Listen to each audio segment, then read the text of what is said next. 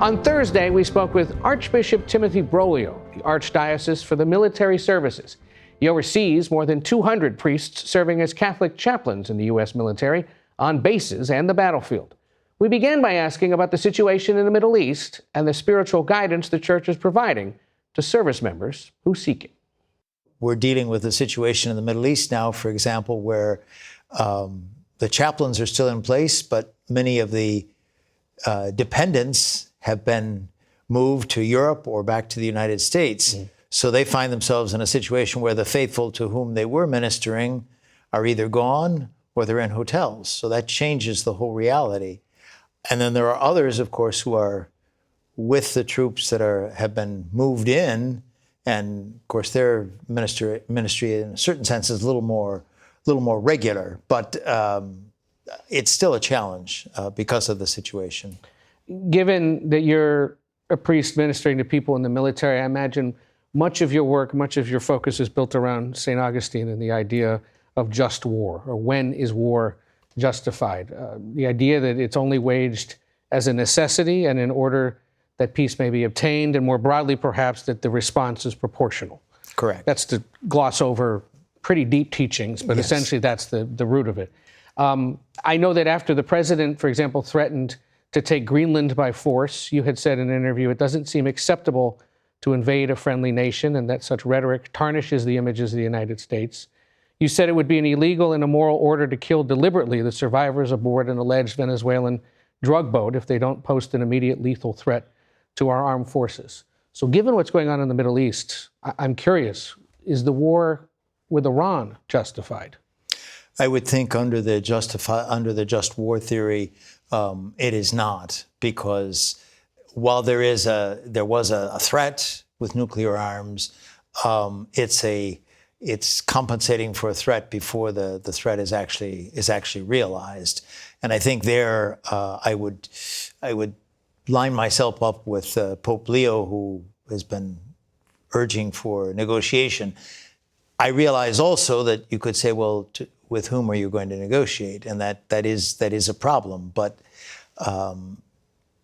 in the meantime, lives are being lost both there and also among our troops. So it is a concern. And so if you're hearing from a service member who says, if your teachings, if your guidance is this is not justified, what am I to do as a Catholic who's in the service?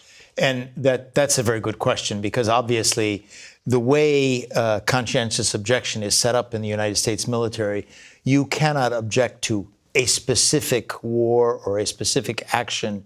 You can only object to, I'm opposed to war. So I would think it depends on where you are in the chain of command. Obviously, the Marine who's given an order, he's not in a position really to resist that order. I mean, he has to obey unless it's clearly immoral, and then he would probably have to speak to his chaplain, to his chain of command. The question might be, would generals or admirals have space to perhaps say, can we look at this a different way? Right. But having spoken to some of them too, they're also in the same dilemma.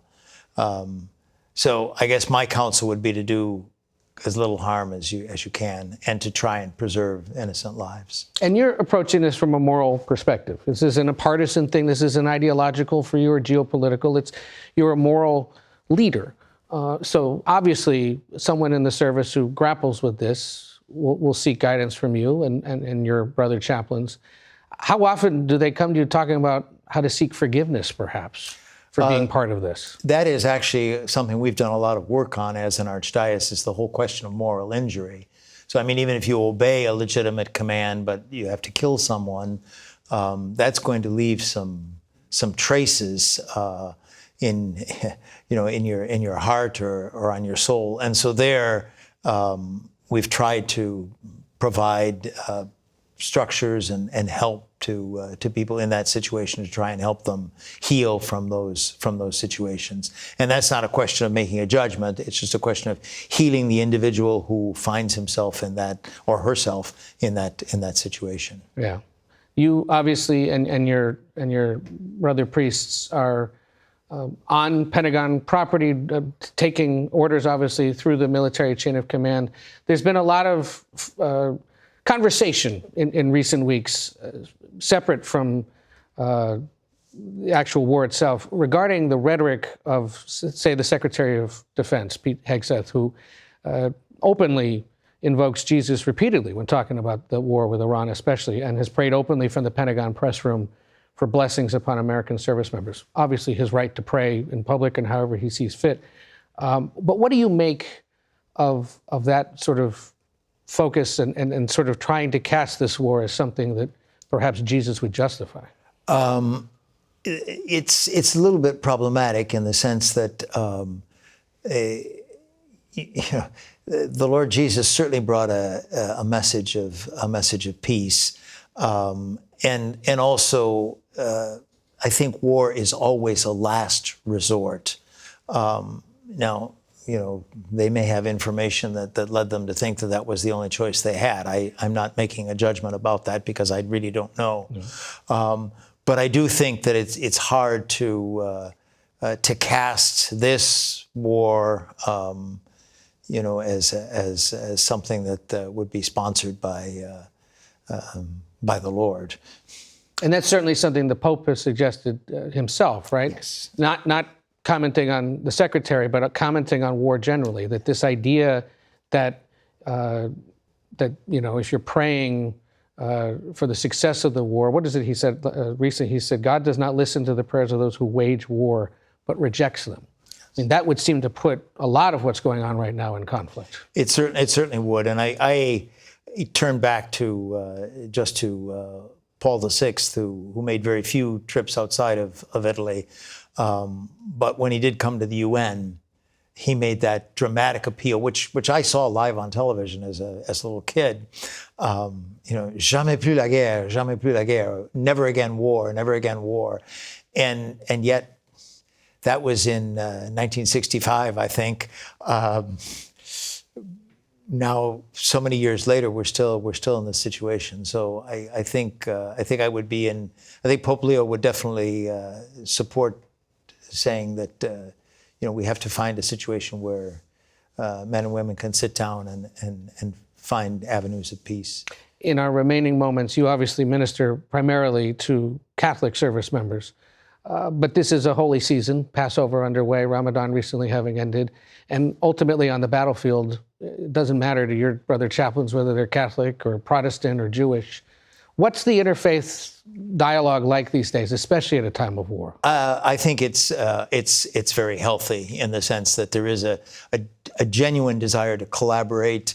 I know most of the rabbis in the services because we frequently travel at the same time. For us, Christmas and Easter. For them, Passover and Hanukkah. Right. And they're fewer in number, so I certainly get to meet them. But there is a genuine spirit of collaboration, and there's a desire to facilitate the work of chaplains, and I think it's a very healthy thing. Well, thank you for being here on this Easter weekend, and thank you obviously for your service, not only to the country, but to the faith. We appreciate you spending some time with us. Thank you. Thank you very much for the opportunity. And we'll be back in a moment.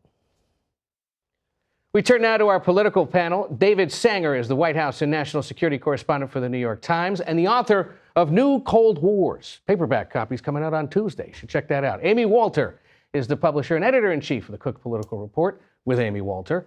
And Jeff Mason is a Washington correspondent at Bloomberg, making his Face the Nation debut. So, Jeff, at least under my rules, you get the first question.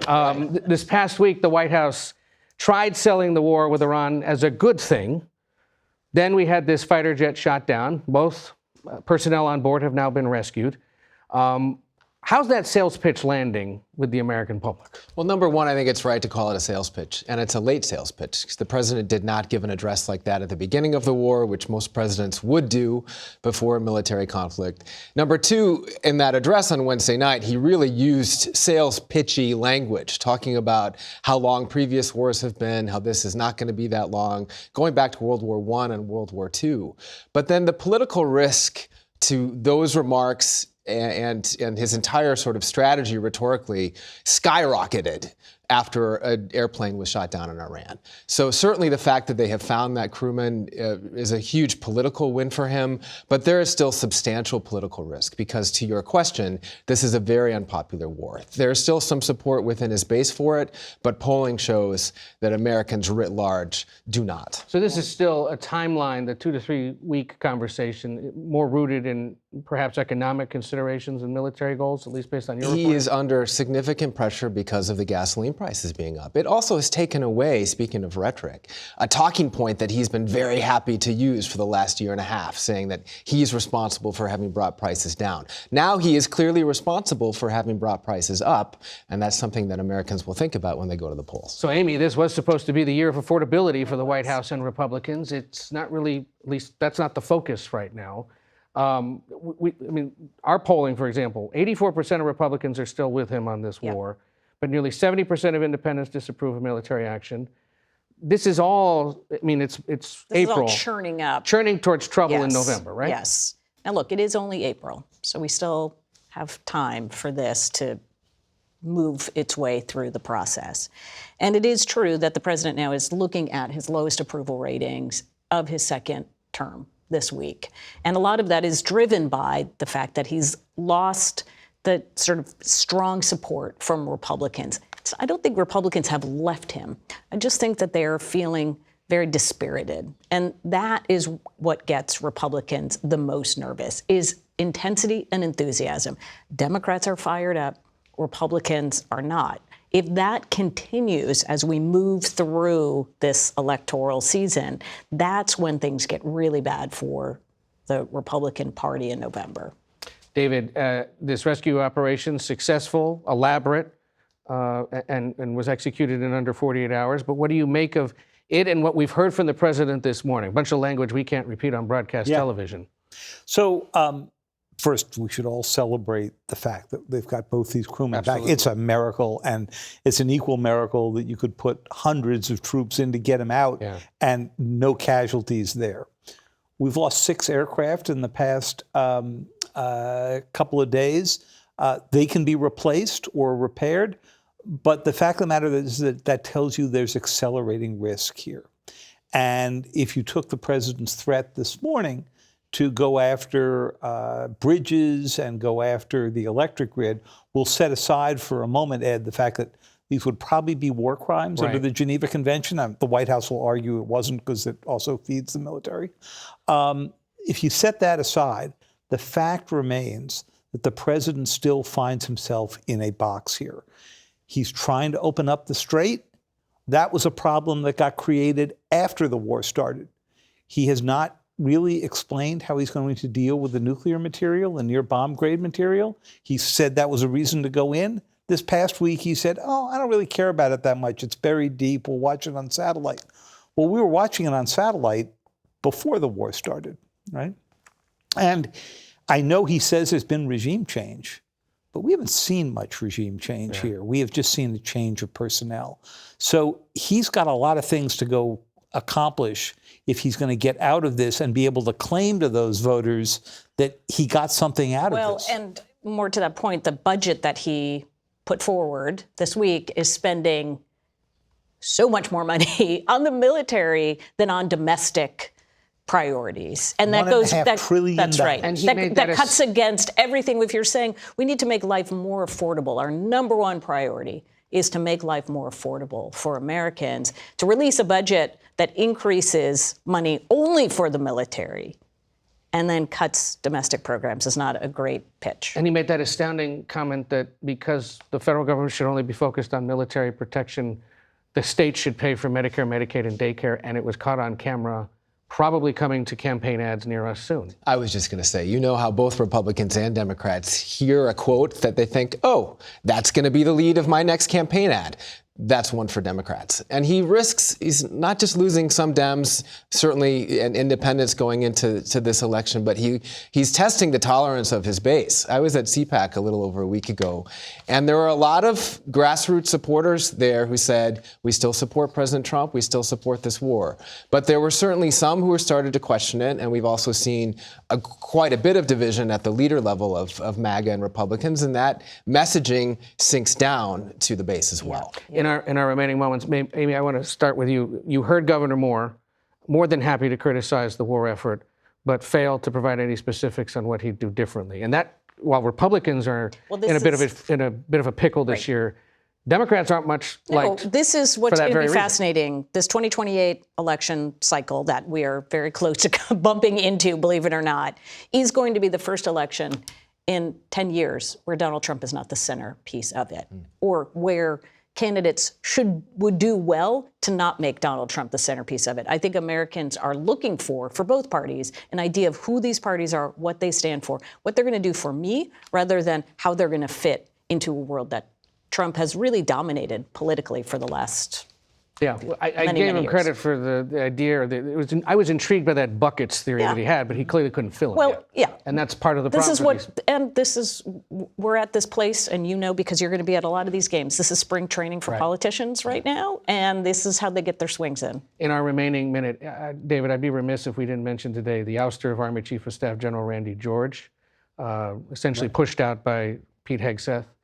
What does removing someone like him do to the officer ranks and to the rank and file overall? So I think what surprised people is the degree to which Secretary Hegseth has reached way down into the system. And the split with Randy George was in part over Hegseth's insistence that they not promote 2 black and 2 women candidates for 1-star general. Very rare you see anybody get into that. Just one last quick point on your interesting interview with Governor Moore. What I think Democrats have to get their heads around now is, what are they going to say about Iran? Can we leave nuclear material there? What are they going to say about the priorities of a president who has not emphasized China, which we have been told is the existential political and economic and technological competitor? And we haven't heard that from them yet. We have not. We will wait to hear from them about that in the coming months. Thank you all for being here. We have to go to the moon next. So, well, kind of. We'll explain in a moment. Stay with us. This morning, the Artemis II crew is closer to the moon than ever before. Here's a look at the exterior of the Orion capsule this morning. The 4 astronauts inside are prepping a 6-hour flyby around the far side of the moon tomorrow. For an update, we go now to NASA Administrator Jared Isaacman, who is inside Houston's Mission Control. Administrator, thank you so much for being here with us. The 4 astronauts on board are roughly halfway through their mission now. What, in your view, is the most critical moment of the next 24 to 48 hours? Well, I would say, and first, good morning, happy Easter, Ed. The primary objective right now for this phase of the mission is continuing to gather data from the ECLSS system, the life support system on the Orion spacecraft. This is the first time we've ever had humans on board the Orion spacecraft. We want to gather as much data as we possibly can for that. Of course, there's various science experiments, there's lunar observations, but learning as much as we can about Orion is critically important because Artemis 3 is a year away. That's where we're going to test the same spacecraft with our lunar landers, followed up in 2028 by Artemis 4, where we're going to use this spacecraft, transfer crew to the landers, and put American astronauts back on the surface of the moon. You make a good point. This is a test mission, and it's testing as much the vessel that they're in as much as what they're looking for. But they are going to have to spend some time on Monday essentially looking out the windows and looking for parts of the moon that we essentially have not really seen before. What specifically are they looking for? Well, I would have to say after a 250,000-mile journey away from Earth to the far side of the moon, it would be pretty hard to keep them away from those windows. But they absolutely have observation responsibilities on that. They have a series of different cameras. They're going to get data from that for sure. They've actually had an opportunity for 3.5 years to train for this mission, to work with our scientists on the information they would like to gather most about the far side of the moon. But all of this comes together to inform subsequent missions like Artemis 3, but most importantly now Artemis 4, which is where we're going to actually get those astronauts back on the surface. Yeah, to your point, you want to land 1 and possibly 2 missions on the moon just 2 years from now. NASA hired SpaceX and Blue Origin to build the lunar landers that will deliver astronauts to the surface of the moon. What are you doing to ensure that at least one of those 2 companies is going to be ready to do that? Well, I'll tell you, we're doing a lot of things different over the last couple months, right? I mean, President Trump gave me a national space policy that called for America's return to the moon with frequency to establish an enduring presence, to build the moon base and do other exciting things like nuclear power and propulsion. And we got $10 billion worth of resources out of the One Big Beautiful Bill, the Working Family Tax Cut Act. Now we are actually going to work. We are taking NASA subject matter experts and we are embedding them across the supply chain, every prime contractor, subcontractor, every component on the critical path, from the rocket itself to the landers to the suits that astronauts will need to wear on the surface of the moon. And we are driving outcomes. We are not going to be passive anymore. We're not going to let budgets get over budget or behind schedule, not when there's so much at stake when it comes to America's return to the moon. So we are driving outcomes, and that certainly includes the lunar landers. Quickly then, how does a proposed budget cut of more than 20% potentially affect these plans? Yeah, so I certainly support President Trump and his 2027 budget request. Look, we have 26 appropriations. We have $10 billion in supplemental funding that came out of the President Trump's signature legislation, the Working Family Tax Cut Act. I mean, this is the biggest supplemental investment in NASA since the Kennedy era. These resources are the only reason we can accelerate production to get to the moon, to add a mission in 27, which is Artemis 3, to build the moon base, and do all the other things like launching the first interplanetary nuclear-powered spacecraft in 2028 that's going to go past Mars, release a bunch of copters, and a whole lot of other science missions.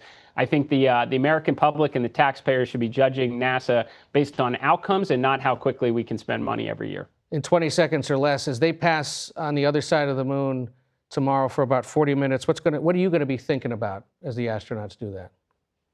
Well, I got to tell you, people have been asking me questions about the loss of comms as we go around the moon. That is something we're very used to in spaceflight. Mission control is used to that. Astronauts are used to that as they go through training. So less about the loss of comm on the far side of the moon. I'm always going to be thinking about the life support systems on the vehicle because it's a test mission. But I'll tell you, most importantly, I'm thinking about the thermal protection systems and when these astronauts are under parachute safely in the water so we can get them back to their families. Administrator Jared Isaacman in Houston, thank you so much for joining us on this Easter Sunday. We appreciate it.